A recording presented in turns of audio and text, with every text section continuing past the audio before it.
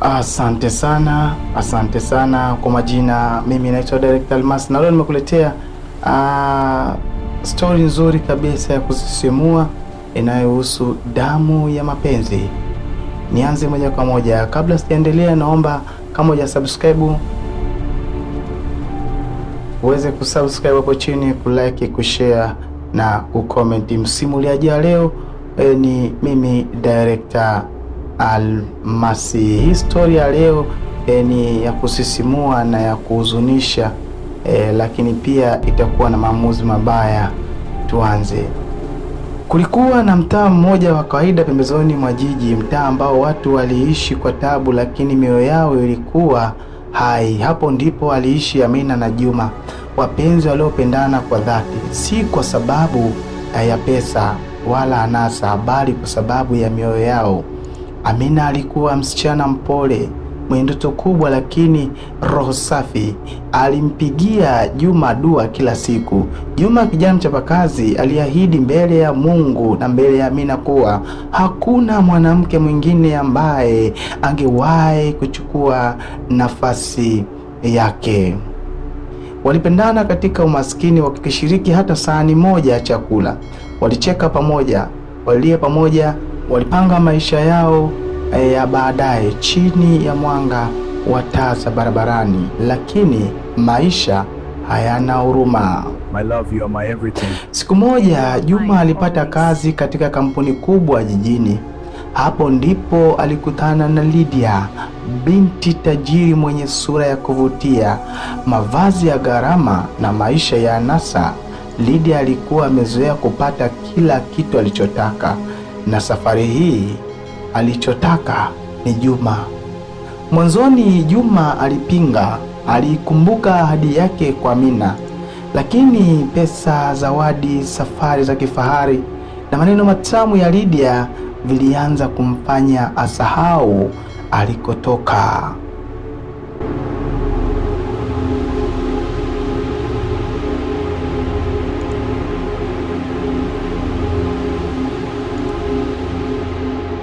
Pole pole Juma alianza kumbadilika Amina. Simu hazipokei, ahadi hazitimii, na upendo ukaanza kufifia. Hatimaye siku moja alimwambia Amina kwa sauti baridi, "Samahani Amina, maisha yamebadilika. Nimepata mtu mwingine."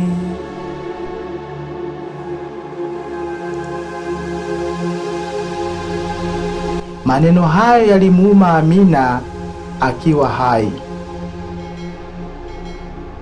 Amina aliumia sana, alilia, aliomba, alihoji Mungu, lakini maumivu yakageuka kuwa hasira, na hasira yakageuka kuwa wivu wa kuua. Kila alipoona picha za Juma na Lydia, moyo wake ulitetemeka kwa moto wa chuki. Akajiambia, kama si wangu, hata kuwa wa mtu yeyote.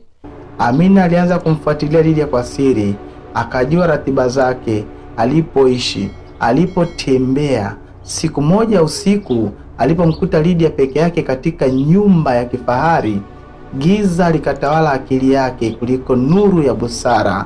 Kulikuwa na ugomvi, maneno makali, machozi, na ghafla damu ikamwagika. Lydia akaanguka chini, akafa. Amina alikamatwa siku chache baadaye. Ushahidi ulikuwa mzito, hakuna cha kuficha mahakamani. Amina hakujitetea, alisimama na kusema, "Nilifanya kwa sababu ya mapenzi, lakini mapenzi bila akili ni kifo." Juma alikuwepo mahakamani. Macho yake yalijaa machozi, lakini yalichelewa.